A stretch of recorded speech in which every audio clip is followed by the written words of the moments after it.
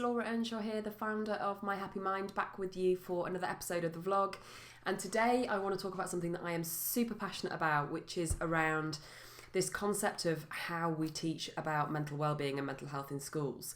And one of my kind of, I guess, pet irritants around how I see lots of schools and lots of organisations trying to do this, trying to fix this big issue, but I feel they get something so wrong. And with a small tweak could be getting it so much more right, I guess. So that's what I want to talk to you about today.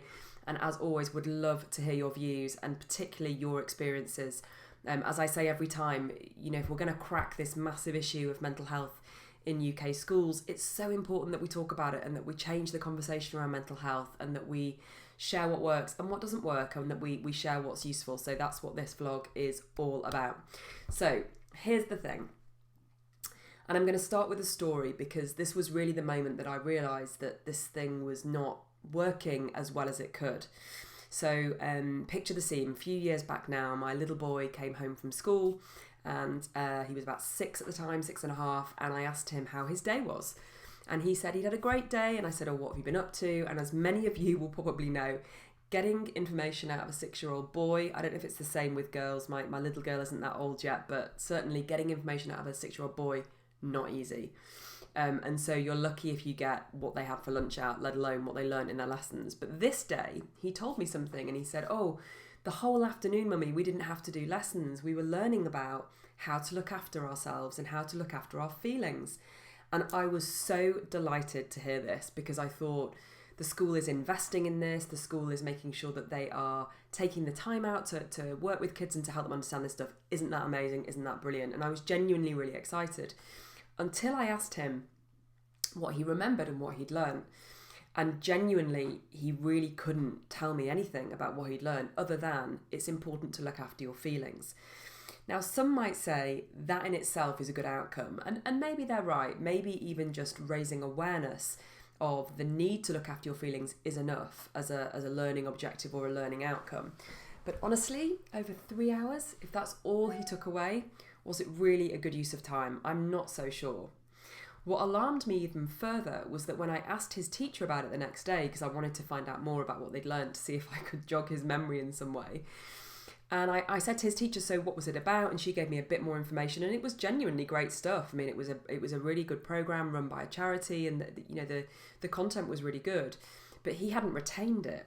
And so when I said to her, so what's next? How are you going to follow this up? How are you going to embed it? And she said, oh no, well, we spent the whole afternoon on it, so we won't be doing anything else on that this year. I mean, literally my jaw hit the floor. How can you expect small children, 5-year-olds, 6-year-olds, 7-year-olds, to learn everything they need to know about how to look after themselves in an afternoon? I mean, it's just ridiculous. It's not going to happen. They're not going to retain it. And what a wasted opportunity. What if they'd split that 3-hour time allocation across a term or across the year and they'd done 5 minutes a day? I mean, how much more impactful would that have been? And that really is my point. I believe that so many interventions and so many programs that are out there and so many things that schools are doing, which are all with absolutely amazing intent, and the content is often brilliant, the delivery is wrong because it's about doing a blast or a deep dive or a sheep dip of content on kids, and they don't retain it, and they don't digest it in a way that's going to be meaningful for them. And so for me, one of the biggest things that's important as we look as a society about tackling this topic is that we're thinking about little and often. So we're thinking about bite-sized chunks that we can deliver to kids on a daily or a weekly basis around mental well-being and mental health.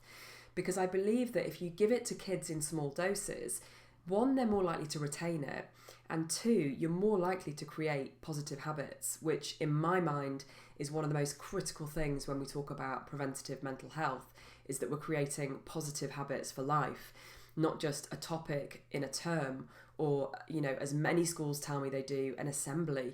And I get why they do that. And schools will say to me, Laura, the only time we have to fit something else into the curriculum, to fit more content in, is assemblies. And so that's why so many schools use that time for this topic of mental health and mental well-being.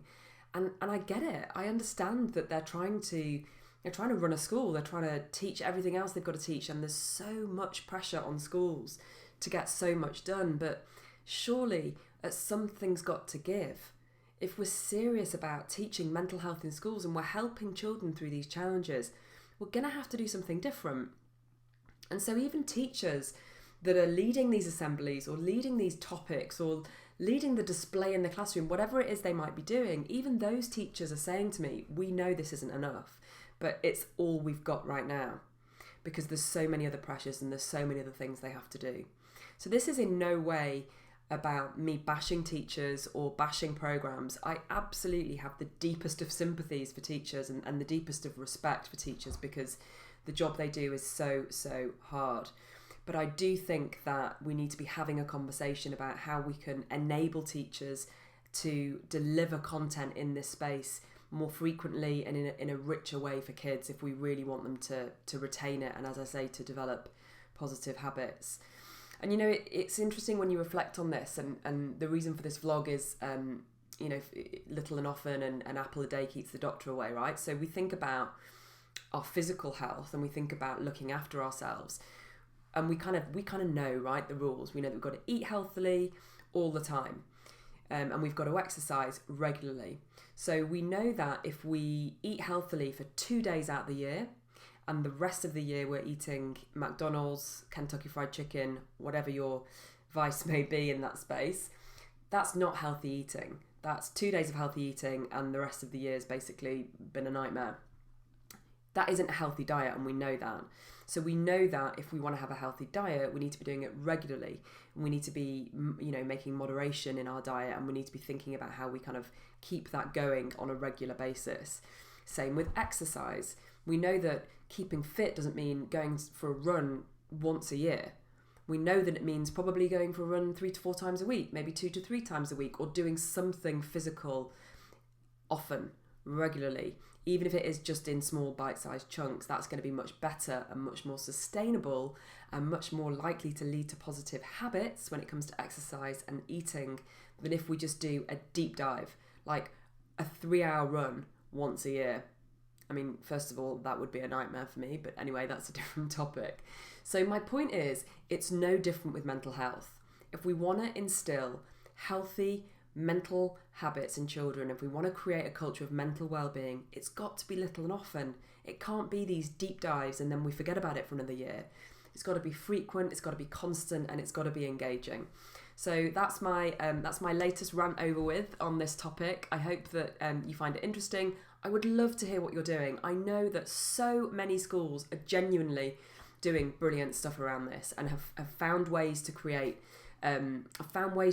small little inputs throughout the day or throughout the week or throughout the term that make this more sustainable, make this more regular. For those schools, please come forward and tell us what you're doing and share it with others, because that's how we're going to change the conversation, if we're sharing and we're teaching each other what's working. Likewise, if you are feeling some of what I've said in terms of what's happening in your school, tell us what's happening. Tell us, you know, what the problems are, what the issues are, what some of the obstacles are to changing this and to doing it differently. Again, would love to hear from you. And just to prove that I'm not just on a soapbox and that I'll put my money where my mouth is on this issue, I am giving away a really special freebie with this week, with this vlog, which you can find right underneath it. And the freebie is a very simple but very tangible habit that you can create around mental health in your class. Okay, so you're going to have everything you need to make that happen, and you can try this from tomorrow, and you can do it every day. And I would love for you to try it out and tell me what you think. It's totally free, and it's a habit that you can be creating every day, and it will prove that this doesn't need to take a lot of time. It's more about the frequency and the finding the nuggets of content that are out there to help you do this. So please download the freebie, let me know what you think, and I will look forward to talking to you again next week. Bye for now, guys.